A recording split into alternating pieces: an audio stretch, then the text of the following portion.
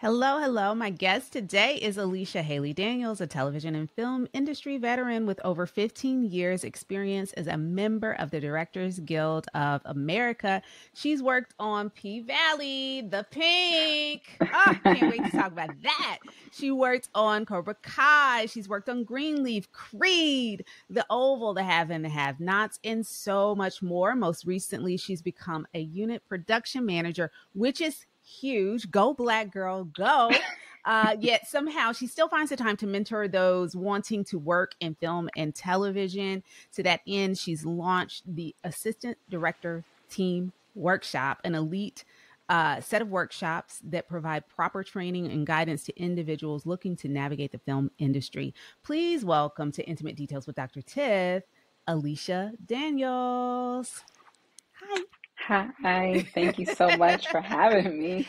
I'm so excited to be doing this interview with you. We've kind of noodled over this idea for a few weeks, and I'm so glad to finally have you here.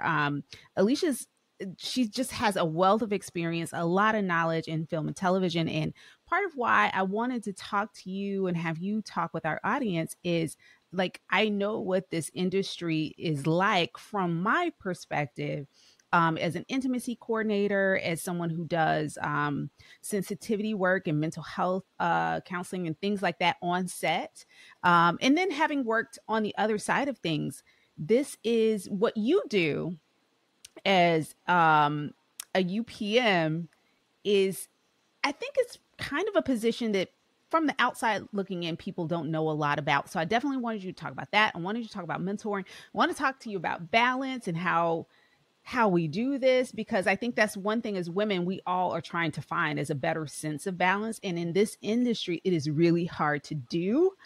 So definitely want to get to that. But first, I really don't think that there's a way around talking with you today and not addressing the elephant in the room. At the time of this recording, WGA, the Writers Guild Association, or Writers Guild of America, has been on strike since May 2nd. SAG-AFTRA, my union, has been on strike since July 14th. I know that DGA avoided a strike, right, by getting their negotiations done. For those people who aren't in the industry and are aware that these strikes are happening but don't quite know why or what they're striking for, what's your take on it? What's your perspective on what's going on right now? Why is everyone striking? Oh, well, that's such a great question because it is like a different time. I think the last time both unions went on strike was the 60s, like in Mm-hmm. 1960s. So it's like a standstill. And so both unions are striking mainly because of the unknown that they agreed to 3 years ago, which is streaming services. So we didn't know what Netflix and Amazon Studios, Apple, like any streaming service, we didn't know what those residuals will look like, what the fee should be given back to actors and writers and Director Guild of America members.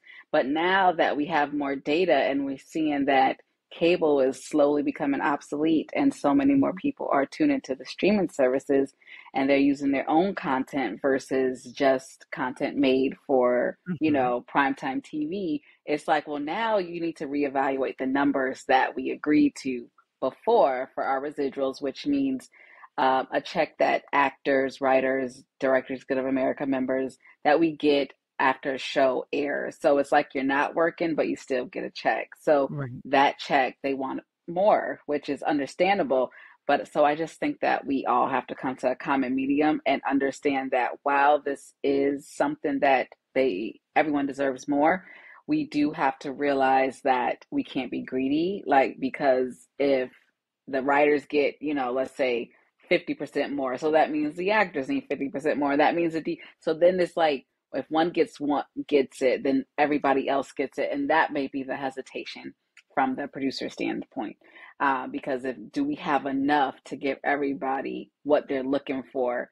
And still, of course, this is entertainment, but it is a business. So Mm-hmm. still make their money on the business aspect. So that's the main thing I'm striking for, but also this new thing called AI. Yes. And nobody wants AI to take our jobs, me Right. included.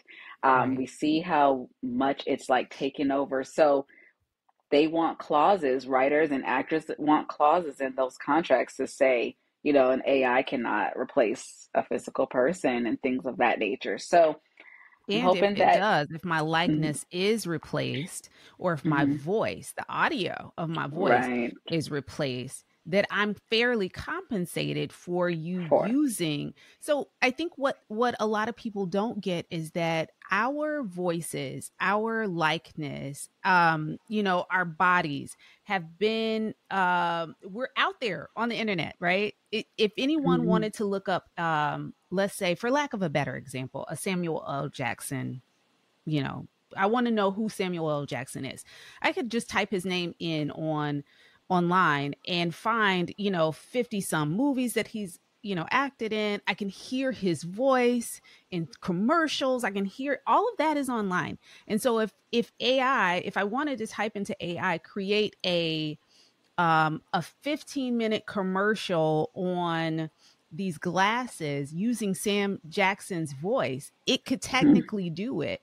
And Sam Jackson never sees a dime, even though we have the cadence and the richness of his voice that is distinct to mhm, Samuel L. Jackson.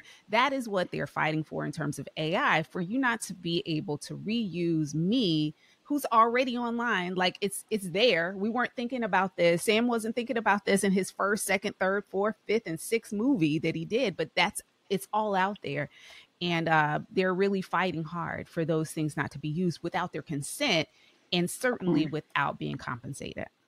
Right. And that's a great point that you use because I just literally watched an episode of Black Mirror, the first episode, and that is like, it's called Jane is Awful or Somebody is Awful. Hmm. But for your viewers, if you guys watch that, you'll see they took a ordinary person's life and made it a TV show using Selma Hayek, but Selma Hayek wasn't really acting in it. It was just her likeness.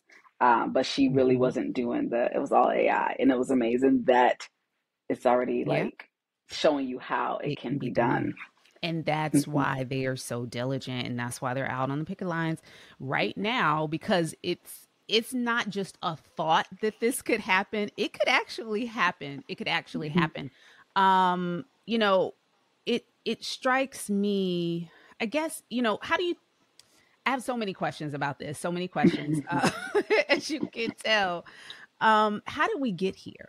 Because the DGA also had contract negotiations around the same time, and you guys were able to avoid a strike and come to terms with the AMPTP, the Alliance of Motion Picture and Television Producers. From your perspective, what made, and I know it's a totally different entity, but what made the contract negotiation so different for your union? I think the thing that made the contract negotiations so different for our union was that our union is encompassed of so many different jobs. So it's not just a director, it's a unit production manager, it's an assistant director, first assistant, key second, second assistant director, stage managers, associate directors, production associates. All these people have different things that they bring to the table and different wants and different needs. So in our negotiating committee, I think it was about 80 people. So they were mixed up into all those different roles. And so we had someone negotiating for Juneteenth as a paid holiday, and that was an African American. And they could tell that from their perspective, like why it's important.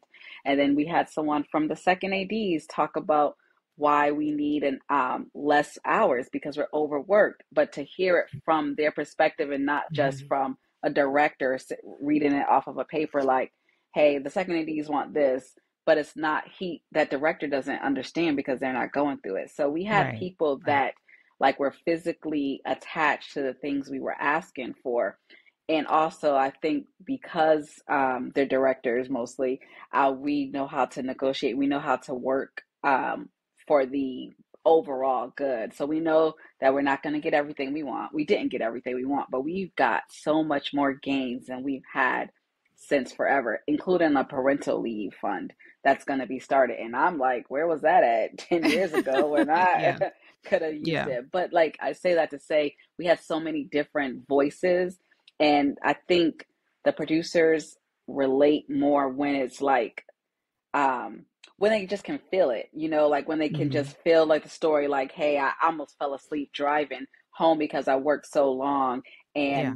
And yes, everybody works a 12-hour day, but the second ADs, we have to come in before, we have to Yep. stay after, and this is what we have to do, and this is why we should be compensated or have less hours. I don't really want the Yes. extended day. Yes, that's great that you guys give us an extra day's pay for working 16 hours, but I would rather get off Yeah. earlier Exactly. I would and rather not do that. sleep. The Yes. And not sleep drive at two and o'clock, not 3 o'clock in drive. the morning after having Exactly. worked the 16 hours. Yeah, for sure. Exactly. And that's why now our deal is we after 15 hours we get an extended day. And that has never happened. Like, and so it's like, great, maybe we're gonna get off early. We're not even looking for the extended day. We're just looking to get off Yeah. early. So I say, and with the SAG and Writers Guild, most of everyone is doing the same job. So everything that they want is like the same across the board for all members. And so it's like when you think our DGA maybe has like 12,000 members and like a third, two-thirds are directors. So it's like if we give this, it's only affecting this amount. Whereas mostly the SAG is actors, like everything they negotiate is going to affect all of you guys, Everyone. all of your Everyone. members. And same thing with the writers, it's going to affect all of you guys. Yeah. And it's not like we can compartmentalize what we give and how much we give to this group because it affects your whole group. And again, they know that writers are, going to get it. Actors are looking, and they were strategic.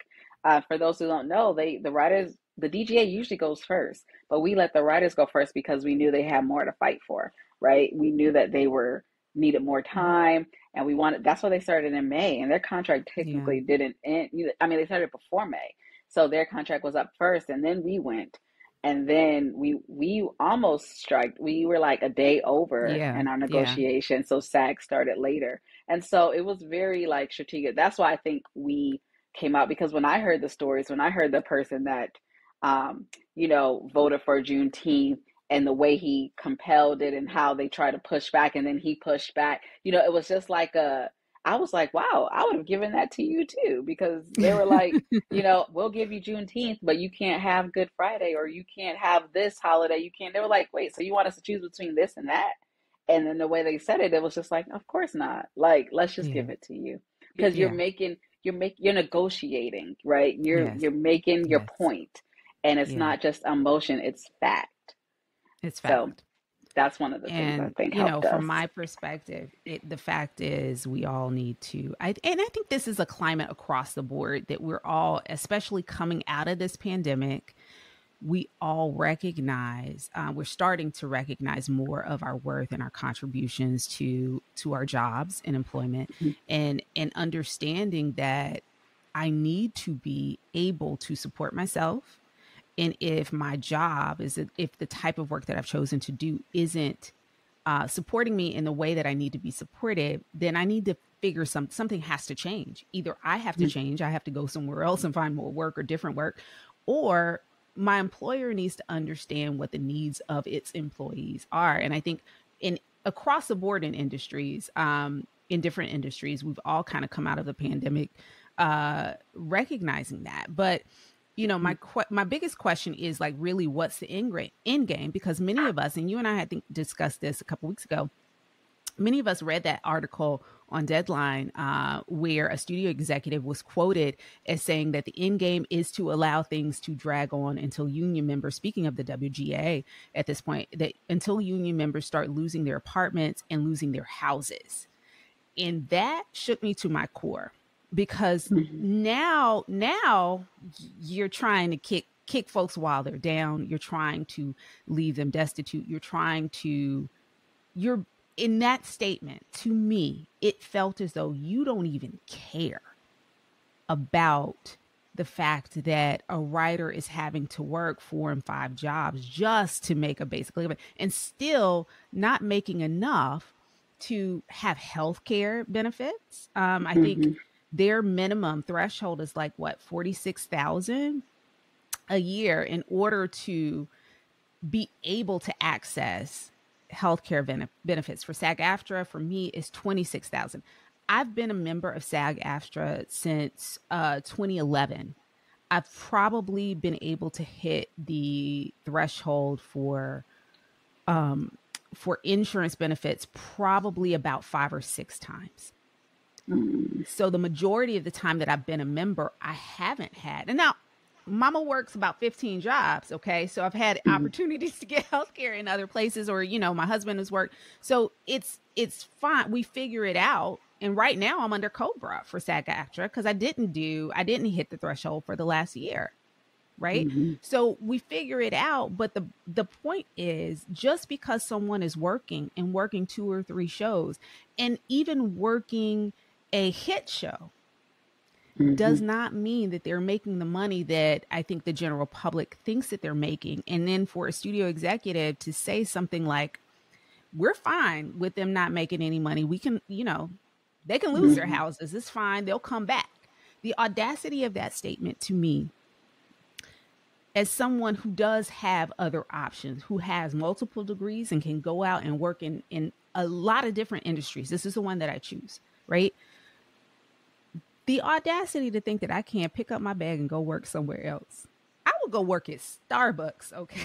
If I have to. Not that Starbucks is good or bad company, but I can go somewhere else and find a job. But it's the narcissism of thinking that these people, these talented, creative, innovative individuals can't go out and get work somewhere else, that at some point they're going to come groveling back to work for the pennies that they're going to take it and they're going to like it. That's what I took from that statement. How did that statement sit with you?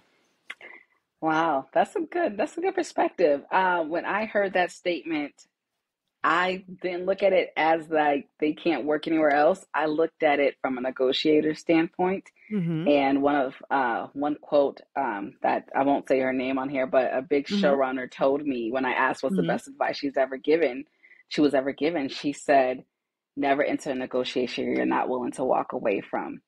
And so that, when I heard that, it's like they are putting themselves in the upper hand in the negotiating battle. So if they don't when you say the producers, the producers.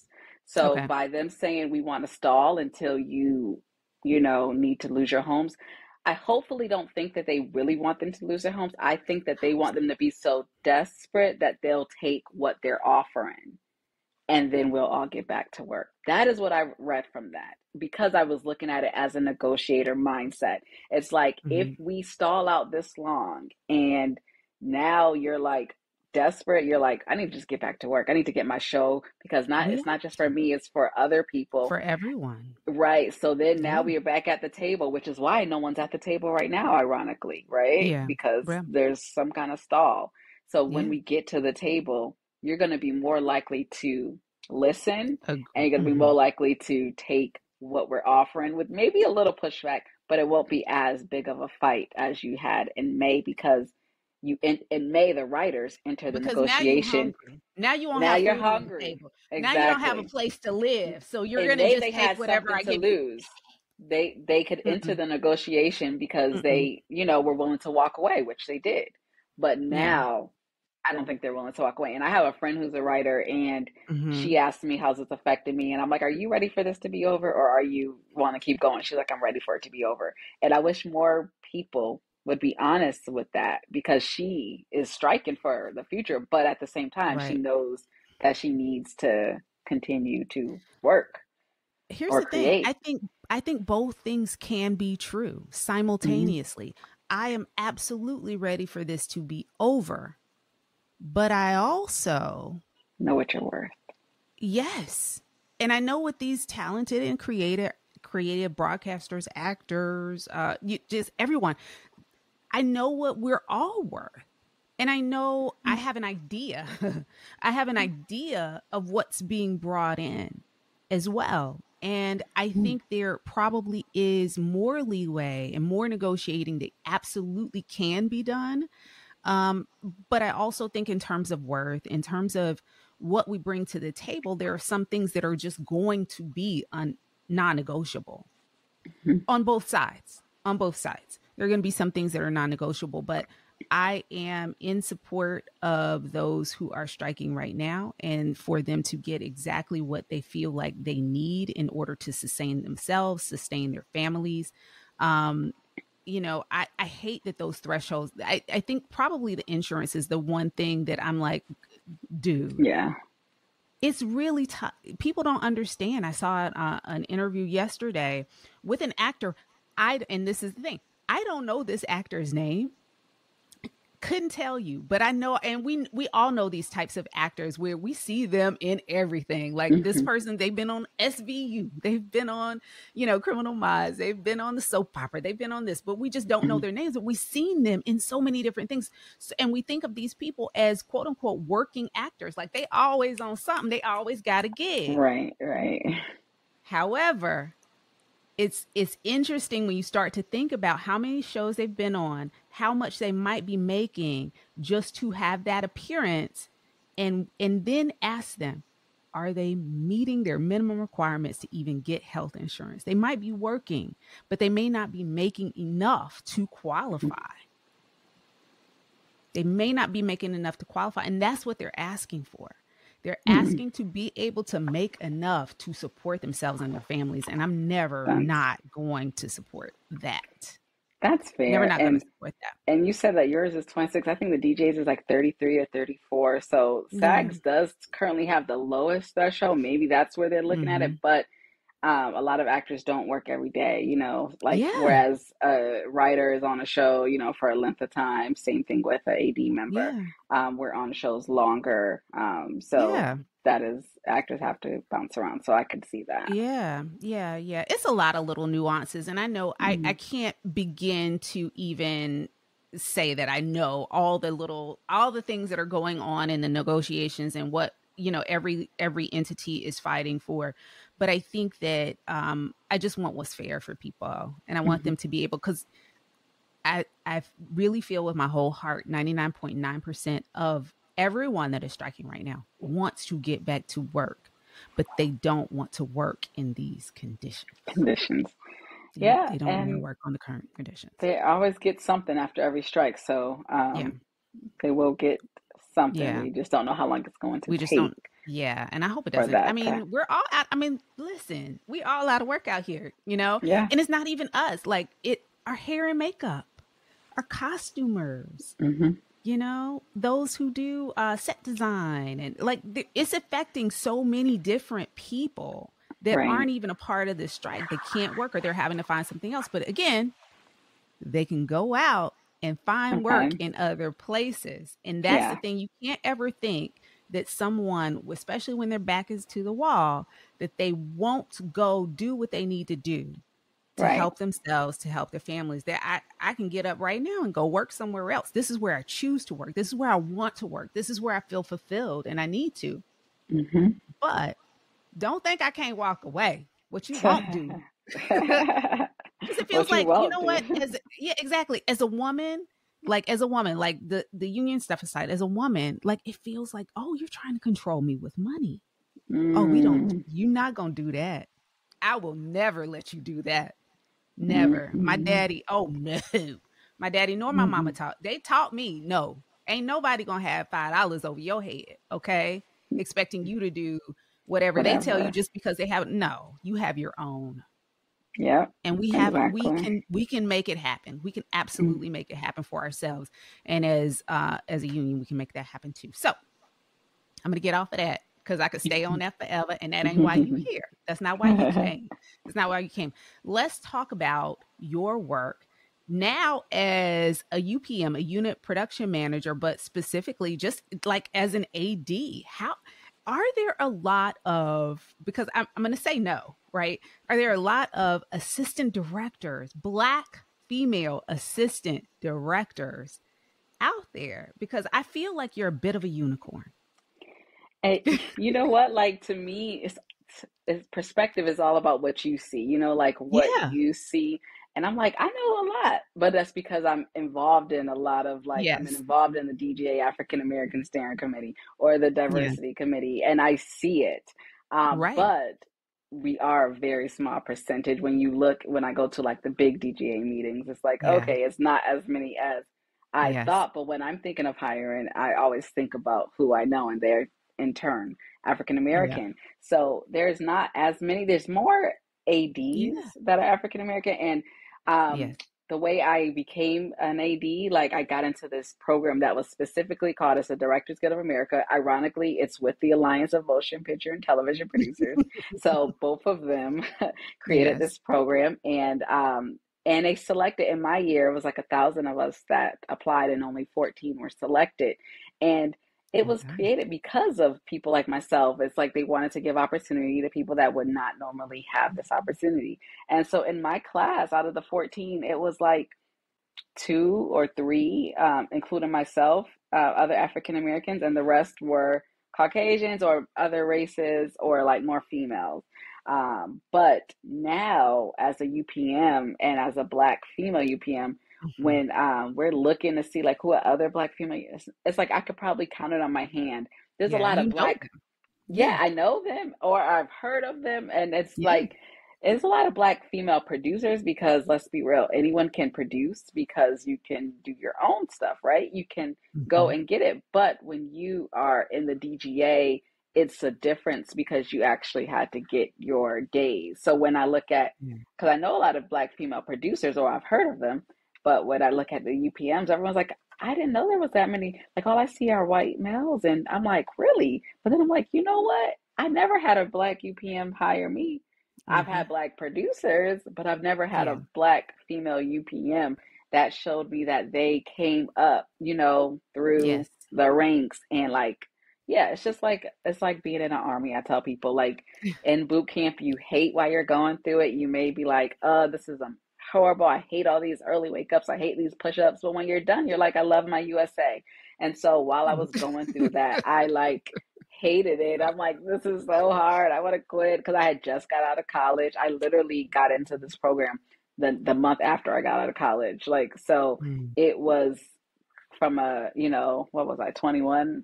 And then, now like, bam, real world, real like hours and stuff. So Mm. now, because I feel like I got my stripes, which I did, it makes Yes. Yes. this way more, appealing because, like they say, to whom much is given, much is also required. So Mhm. because I was so much was required of me, I feel like that's why I'm blessed with what I've been given, and which is to be in this industry at this level.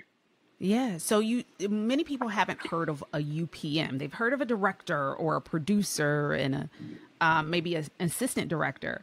But there are so many positions and so many different things. And this is why I love, and we'll get to your workshop, but there are so many different positions that people just don't even know exist. So they don't know what to aspire to.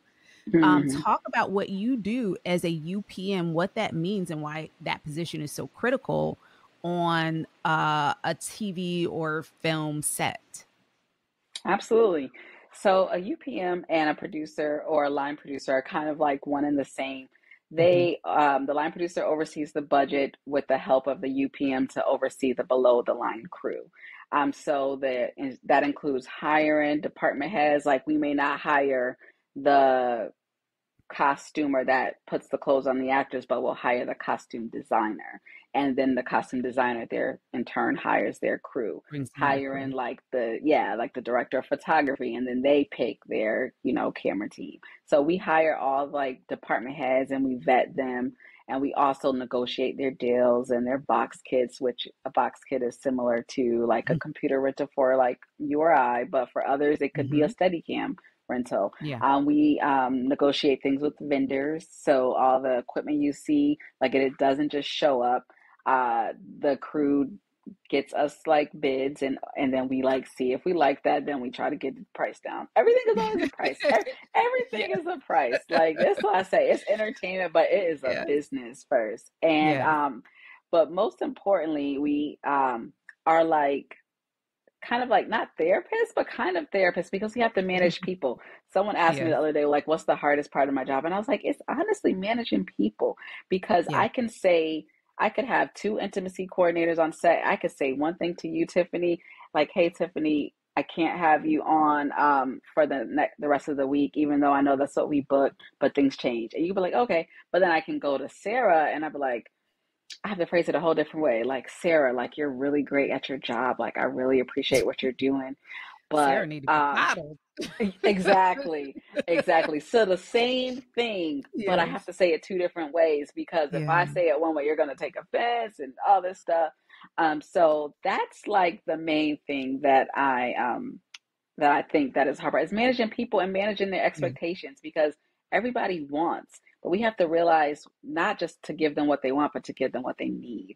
And because people like they think film has a lot of money, TV has a lot of money, so we're going to ask for this technocrane for 10 days, but it's our job to really decide, do you need it for 10 days or can you do it for 5? Does that scene really need a technocrane, which is an expensive camera equipment? Hmm. Or can you just like do it for 5? So we always have to figure out your needs from your wants because if we gave you everything you asked for, we would be in a worse Yeah. position than we are now with the Yeah. strikes. Yeah. And it sounds like there is just hearing you talk and how you're thinking through all of the asks that you get. It sounds like this is the reason. This is how you get your stripes. This is why you had to get your stripes so that you can know all that goes into, making a production, what's Yes, necessary, what's not, what's needed, like why it's not needed, workarounds, options. Like this is why you do, this is how you get to where you are. The exactly. hard That's such stuff. the Yeah. hard stuff. Exactly. That's such a great point because, like, people always say, what's the ladder to success? It's like you literally do climb. No one just Hmm. picks you up and then you're Hmm. just bam. And sometimes Hmm. that may happen because you may have a Yeah. cousin or somebody but the Yeah. ones I firmly believe, the ones that are just placed in a position have a harder time in that position because they don't fully understand what the other people are doing because they were not those other people or they never had to learn it. It was just like handed to them. So Yeah. for those that actually work for it and actually like put in the stripes, like as a second AD, like not to toot my own horn, but I was a bomb second AD. Like I've detailed like to a fault. Like a crew member is not gonna sneak one under me. Like even when I made an announcement that I was now a UPM, a crew member commented and was like, "You were always a UPM in my eyes," and it was because Mm, they respected me as such. Like when I asked the questions, it wasn't like, what you asking this for? But they knew that I knew what I was talking about. So yeah. that's why they could give me the true answer. But if a crew member or a cast member thinks that you don't understand what you're talking about, they're gonna run you all over. Like if you're like, Hmm. well, why do you need 5 people? Like for example, one of my producers on the project said, "Oh, we could have 4 people in this wardrobe department. That's what I budgeted, but they want 11." And I'm like, "They absolutely do not need 11, but they absolutely do not need 4. Here is what we can, come to a middle Hmm. ground with because of what the needs are." And I broke it down like we can cross this position off because this is a dual position. It can a buyer and an assistant costume designer can be the same thing. Like so I was able to, I didn't just say, yes, you're right, this is due for it. Because I knew if you have 4, it's going to be a nightmare. Like, yeah, Right. you're looking at saving money, but how long will it take Yeah. those actors to change their clothes? Right. You're going to be And you're waiting on thinking set. like that, you're thinking like that person who has to deal with people. You got to deal with the Exactly. aftermath of only having 4 Exactly. people in this department. And I'm Mm-hmm. looking forward at, 6 to 8 weeks of filming and having to deal with all of the headache that's going to come with us Yep. understaffing this department. Got it. Yep. Got it. Got it. Yeah, because I've been there because I've seen it. I've seen the producers and the UPMs negotiate with crews before. So it's like I always tell people, whether you're in this industry or not, but wherever you are, don't think that's the only place you're going to be, right? You got to know the job above you and above them. So you have to be Yes. paying attention. So when I was a DGA trainee, I was paying attention to my second AD. I was paying attention to how he talked to people, to how he moved. So much so that on the show called Greek that I did, it was my last DGA trainee show. My second AD wanted to bring me up as an AD. Like it was like, okay, we could say, bye, you're no longer a trainee. We can't afford you. Now you're making more money. But they said, nope, we're going to hire you and we're going to fire a PA to make space for you in the budget. And because I'm a Wow. good person, I'm like, let's not fire them. Let's work this out. But we worked it out, but he did it because I made myself invaluable, because I took the time to understand his plights.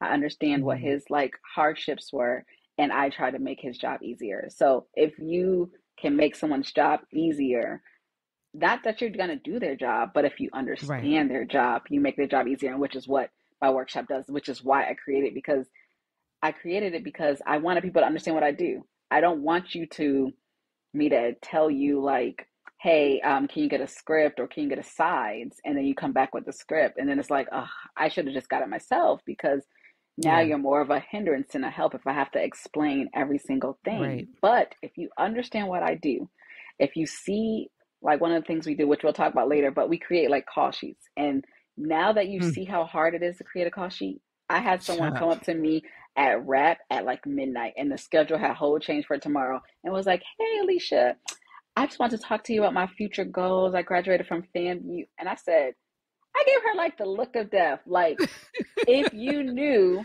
how hard this call sheet was and what I was doing, you wouldn't approach me with that Not right at now. rap. Not right Mm-mm. now, Mm-mm. no. Mm-mm. But because she No. didn't know, she didn't understand my Yeah. place. She didn't understand how hard I was working. But when you understand that, you're gonna approach people differently because you Very understand differently. the things that they're going through. And Yeah.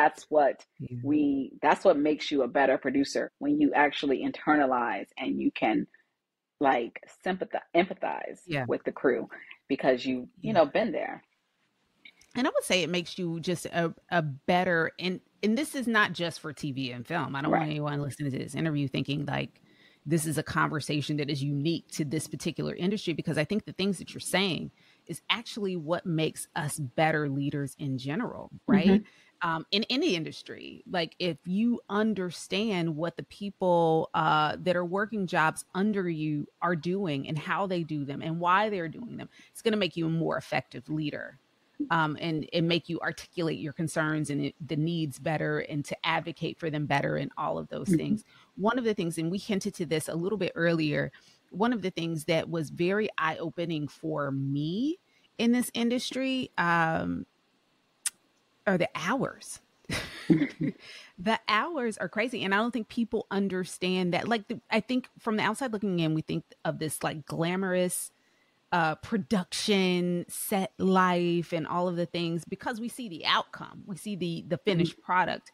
But the truth is, the hours can sometimes, and you talked about this when we were talking about negotiations and contracts, the hours can sometimes be absurd. It is not Mm-hmm. uncommon to work 12-hour days in a row, if not more than 12 hours sometimes, Mm-hmm. days in a row. Um, why do things take so long, Madam UPM? Why are we on 12-hour days? Why is it so much? Oh my gosh, if I had that answer for sure, I would be like, be a gold mine, because it Yes. doesn't have to. You know, I think a producer once said to me when I was a trainee, the work expands for the time allowed it. And Ooh. because the shows, Oh, yes, that's what, and he said this to me in 2007, and I still remember it. no, that hit me. That hit me in my gut, and I'm gonna tell you why. As Mhm. a true procrastinator, Ah, okay? yes. As an absolute procrastinator, if you give me 3 weeks to do a task, You're it's gonna going to wait take till the me week. 3 weeks to do that Mhm. task. If Yep. you say this is due in 8 hours, I'll have it in 8 hours. You are Mhm. so right. You are so Yeah. right. You are so right. And And I think that's why. another example of that is Mr. Tyler Perry. Mhm. Because I love him or hate him, and I know you've worked on many shows over at Tyler Perry Studios, but when they shoot a project, That's it. record time, as Yeah. compared to other productions where we might be shooting one episode for a couple or two episodes in what 2 weeks, 2 or 3 weeks, Mhm. and that, honey, in 2 or 3 weeks we shot a whole movie, we shot a whole Yeah. season, Yeah. at TPS. Yeah. So you're It, right, I get it. you're right, because Land of the Lost, one of the biggest budget movies I did, I think it was like a 200 million movie, but we had one scene over 11 days, like Mhm. one scene. One scene. And a Tyler Perry movie would have been done like 5 days prior. So yeah, it's definitely Yeah, like, it doesn't because the have to take budget this is, long. it doesn't have to take Mhm. that long, but because we know we have 12 hours, they take the 12 hours, and whatever prep goes into it. If when you're talking to the DP and the director and they have outlined, oh, this scene is going to take me 3 hours because I want this many cameras, that's what's in their mind. And so if they get Mhm. it done earlier, then it's great. But some crew, this is what I found in LA, not too much here because I've done a lot of Tyler Perry, like you said, But in LA, when we looked like we were going to be done early, like say it's like lunchtime and we had one more scene to do, some crew would slow down because they knew that the Mm. producers would add the DP. Actually, the DP is the one that, makes us go faster, makes us go slow. So the DP would slow down a little bit so that we didn't get anything else added, because it's like you don't get rewarded for finishing early, you get more work. Mhm. So on some shows, and so if you're about to be Yeah. at a 10-hour day or 8-hour day, they don't just say let's go home. They're trying to figure out what else we can How do we can within the add more. constraints of where we are, right? So some people slow down. So that's why, like I said, the work expands for the time allotted. When you know you have 12 hours, but then when Mhm. I did a post about this, like martini, but then at the end of the night when it's martini, that people move the fastest Yes. But that you know they what? do, I because saw that post too. I saw that post and I was like, "Oh, I'm gonna make a martini." And then on the last question, I'm gonna whip it out, and I forgot my martini. oh, So I forgot my martini. I forgot to do it. You just reminded me. I was like, "Ooh, I'm gonna have a shaker up here. I'm just gonna shake for the last question." Ah, I just remember that. Okay. that would have been But funny. no, you're so right. You're so right. Yeah. Well, as a therapist, I'm someone with a therapeutic background, I'm always thinking about balance, no matter what position I'm working on set, whether it is as an intimacy coordinator or just doing mental health or sensitivity for folks.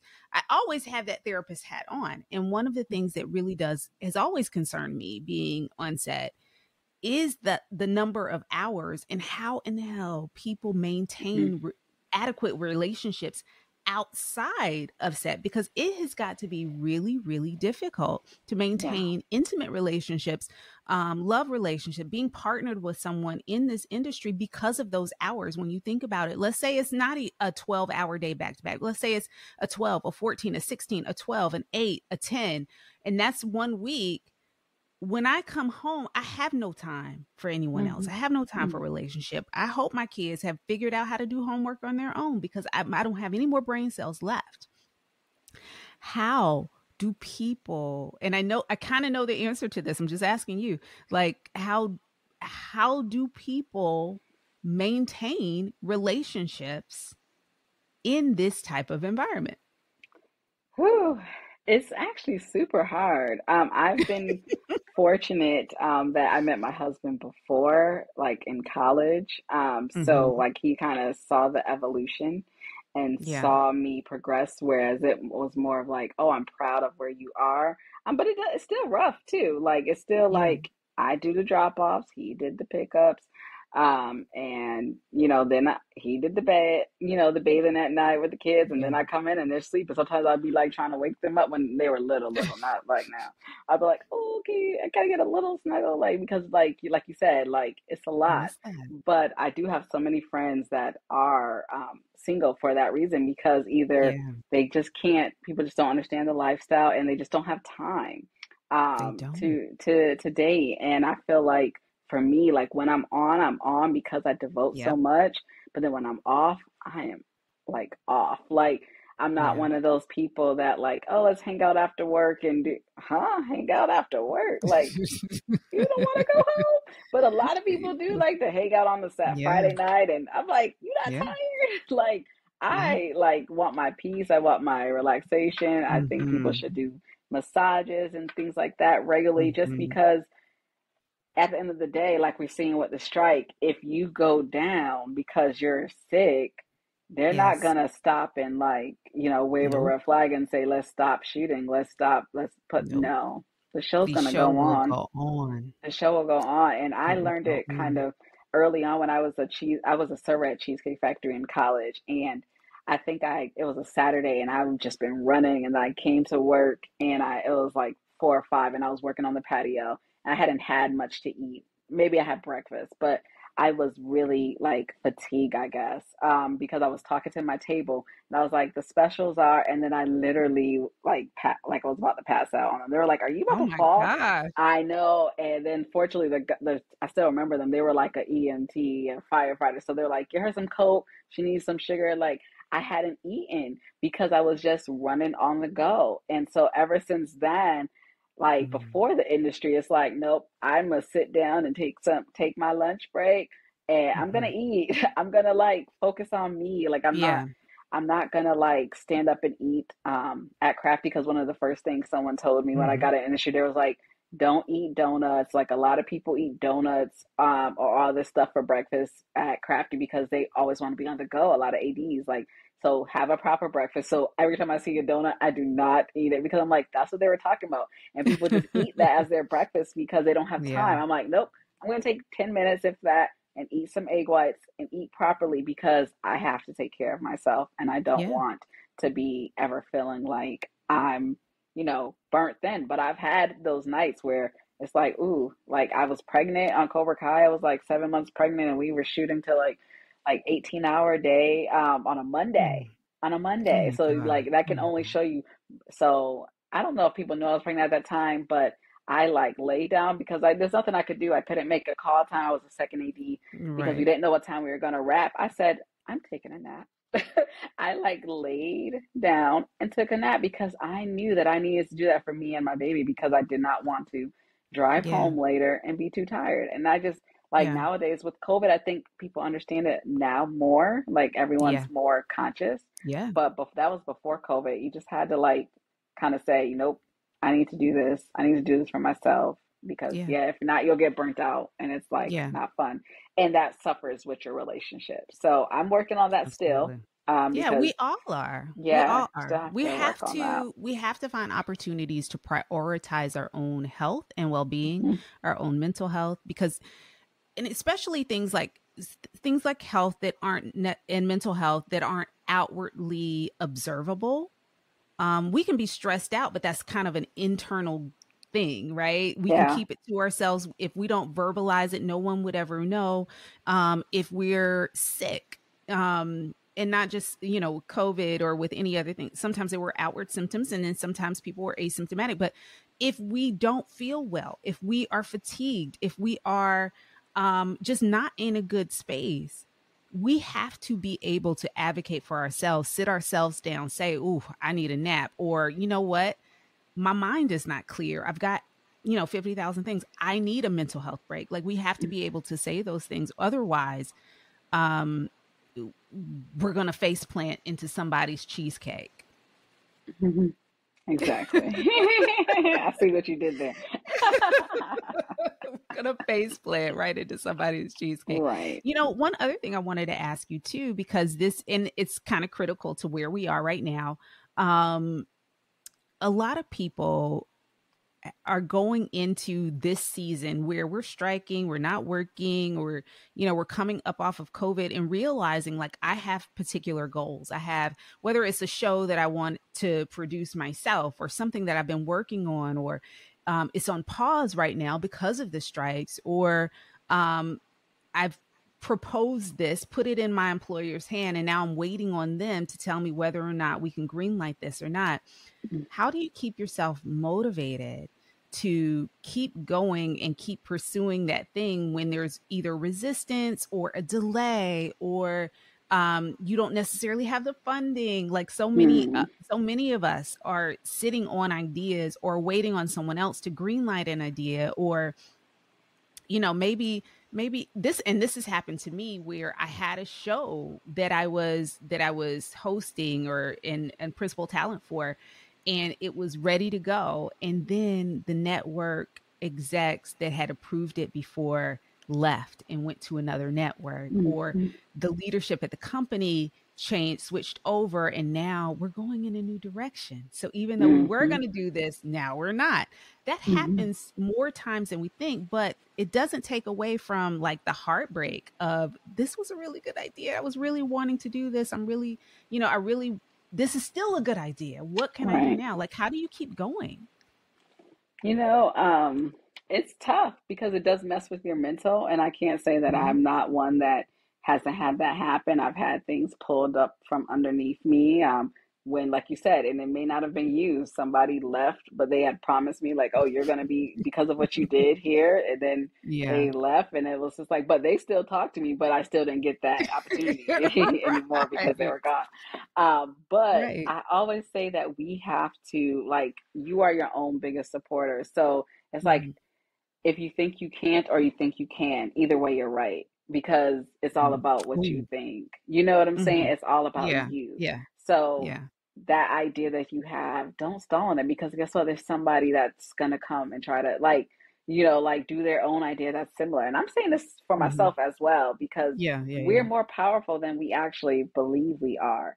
It sometimes it Mhm. takes other people to notice how powerful that idea is, or how for Yeah. someone to say like, oh, like, you're great. Like, I just spoke at a college yesterday, and I'm very like, to me, what I've done is great, but I know I could do so much more. So I'm not like, Mhm. hey, look at me. And they're like, Yeah. how are you so humble? Like, look at all the stuff you've done. Like, you're like this black queen that's doing all this stuff, and you're doing this and that. And I'm like, yeah, you know what? Thank you for that. But like, it's just what I'm trying to do. Yeah. Like, I'm Yeah. just trying to get to somewhere else. And it's not just about Right. me, it's about others around me. It's about what impact will this make that I'm trying to do. So when we realize, and I said, I Mhm. think to him, I said, I think you may have helped me like out of this slump of the strike, because it's like Yeah. when I realize what the overall goal and who it's going to affect, that's going to be my purpose. It's not just about me to like showcase my brand, but Mhm. it's affecting people like you who don't realize that Yeah. people like me are out there,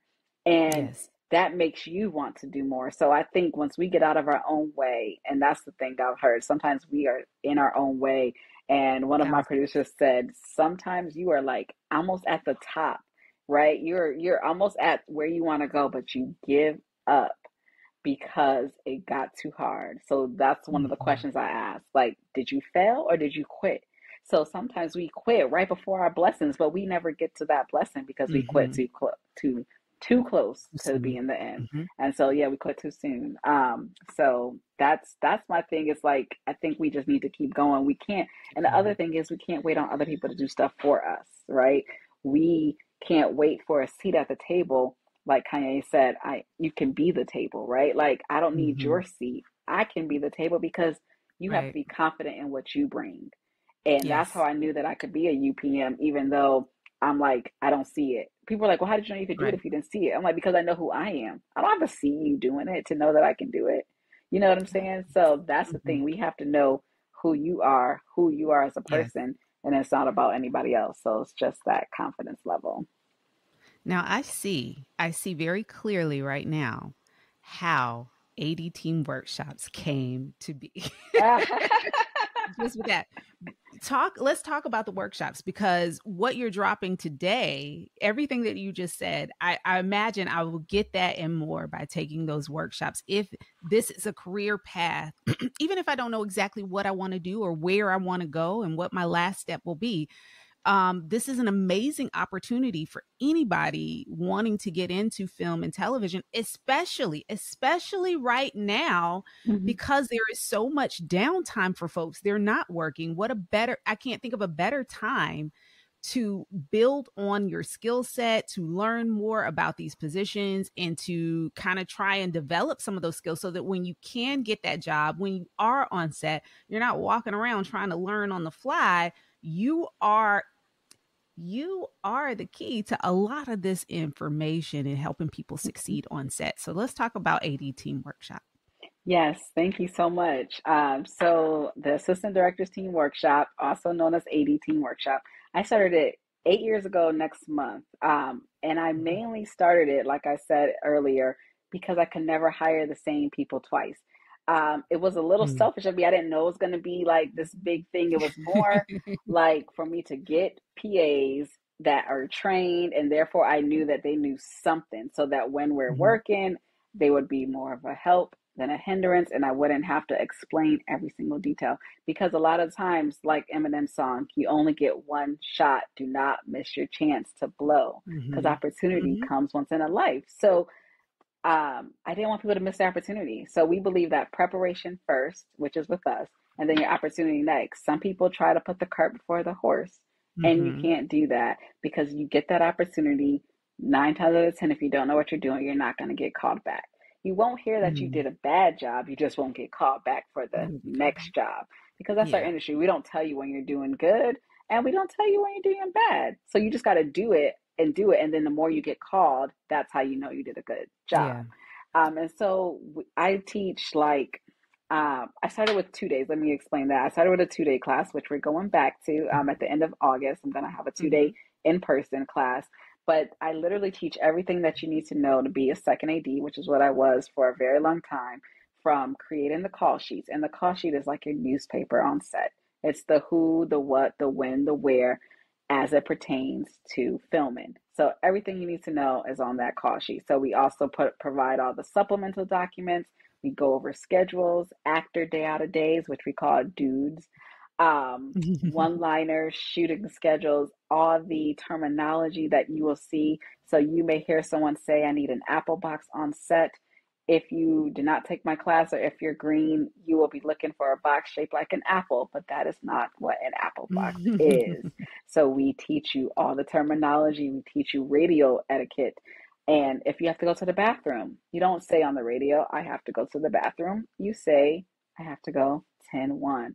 That's a code. And so it's just different jargons to let us know, Mm-hmm. just like in corporate, like I know you've been here before if you write your emails a certain way, or if Right. I know you understand what we're doing. And then on the second day, we teach production reports because yes, the call sheet tells us what we want to happen. Production reports tell us what actually happened. So that's where the Mm-hmm. money involved is. We talk about meal penalties, we talk about NDBs, we create SAG Exhibit Gs, which for Tiffany is how she gets paid. It's her time card. So the actors want those to be accurate. So we go over the Yes. statuses on those, and how to notate any stunt adjustments, all the things, literally, and background breakdowns, how to work with background, and we also finish it up with, like I said, forced calls, talk about the union, everybody's forced calls, and because everyone has different forced calls and the Yeah. penalties for them. And then we also go over set etiquette, like what you shouldn't do on set, like don't approach me at midnight asking me about your future plans. No, Don't don't do do it. that. Don't do it. Don't do it. And Don't just interview don't do it. tips. So yeah, we just go through so much. And lately we've been doing virtual. So we've broken up the classes to like a film audit. I will audit your resume. So we can do that now for you because our resumes do not look like corporate resumes. They do not have five, Yeah. 10 bullet points to explain the position. It's just Yeah. different. So yeah, it's just been amazing. We've had people come from Canada, from Minnesota, from all over to take the class. And it's like I'm like, wow. And it's like you said, it doesn't have to be someone that's already in the industry. I've had a person who was turning 50 and she said it was on her bucket list to like learn something new. She's an insurance adjuster. And after my class, Wow. she was like, I think I want to do my skill sets would work great in being background casting because that's she Mm-hmm. understood the job after the class because we talk about all the jobs, all Mm-hmm. the crew positions, and she's like, I think that's where I'm going to focus my attention on. And so I've had people come and be buyers, ads, of course, producers, independent producers, and I know you Man. guys think like when you do non-union shows, like we could just do it anyways. Yeah, that's true, but the non-union crew still wants to be treated like a union crew. So they still Absolutely. want you to know the union laws for lunches, etc. So in short, our class is amazing, not just because I'm saying it, but because I'm the teacher for it. And I, like you said, I Yeah. teach from my experience, not from what I think, but from what I know has been a Yeah. proven and effective manner.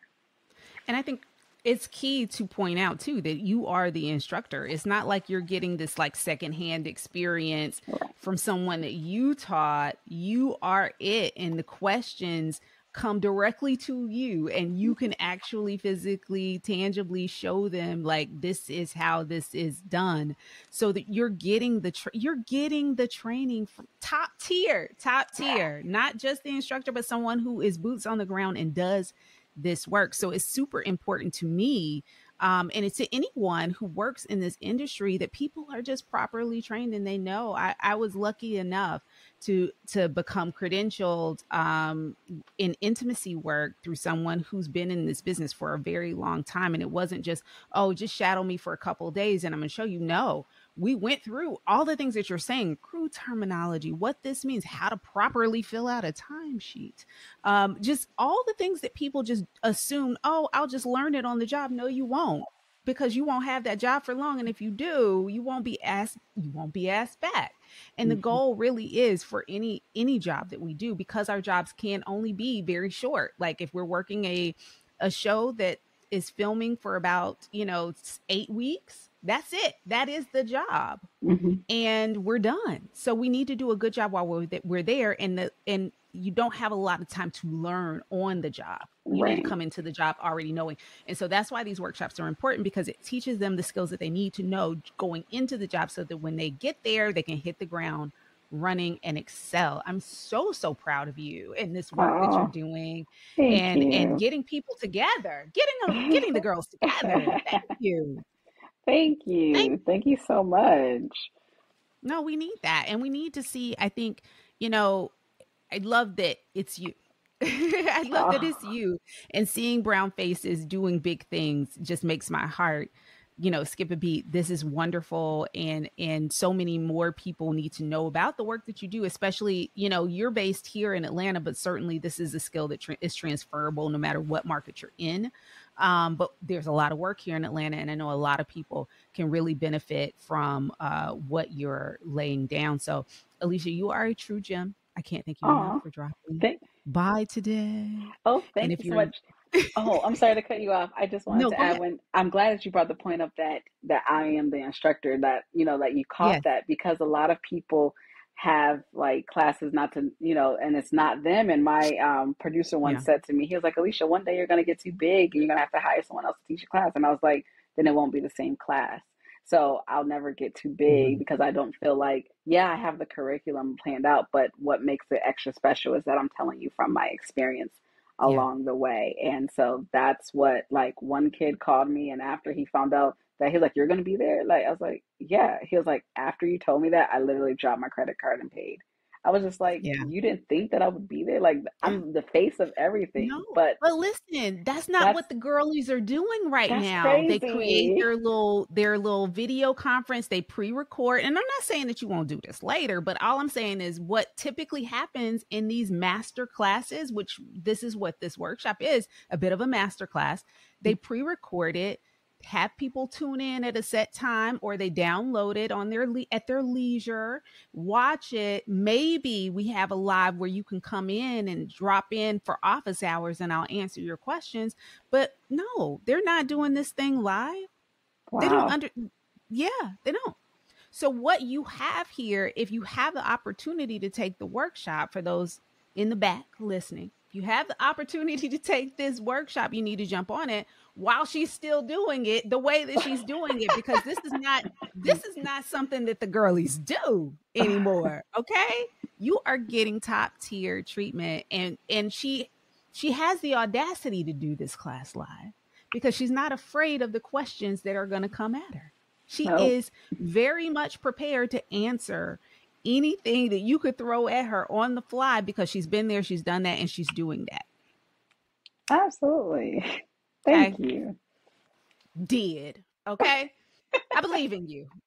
I Oh, I believe in believe you. in you too, I too. believe Thank in you. And I'm you. so excited. I'm so excited for everything that you're doing. Please keep us posted on the workshops. We're happy to mention them any chance we get. So if ever you need us to just let the people know there's something new coming down the pipe, we are happy to do that. And anybody that wants to break into TV and film, anybody that wants to learn what they can do, what their skills can, how their skills might be utilized in the TV and film industry, please drop a line over at adteamworkshop.com. Click the link. We're going to put a link in the show notes of this show so that it'll be easy for folks. But adteamworkshop.com, and then also on Instagram at AD Workshop, Alicia drops a gem every single week. I feel like you do it more than once a week, I right? know.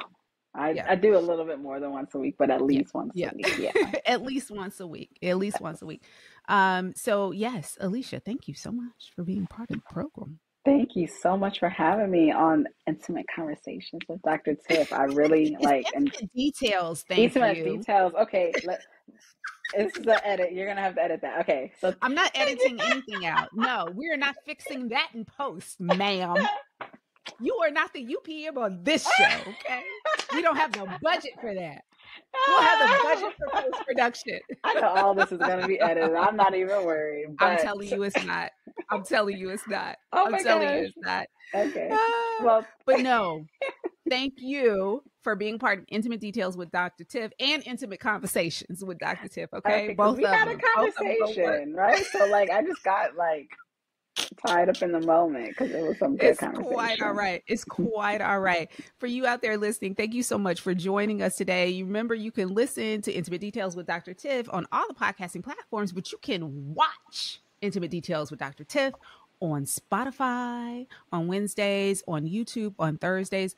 We are so thankful for all of the questions that you guys sent in for Ask Dr. Tiff. We're thankful for just you continuing to rock with us. Please continue to like, comment, share, subscribe, share this podcast with anyone that you know of, especially this episode, anyone that you know of that might be a young person just kind of trying to figure it all out, maybe wants to get into television and film, who has questions, because Alicia is the truth, okay? She is the truth. And we are so lucky to have had her. And we are so thankful and lucky to have you being a part of this intimate conversation. Okay. So we will see you guys next week. Thank you again for listening. Ciao. Bye.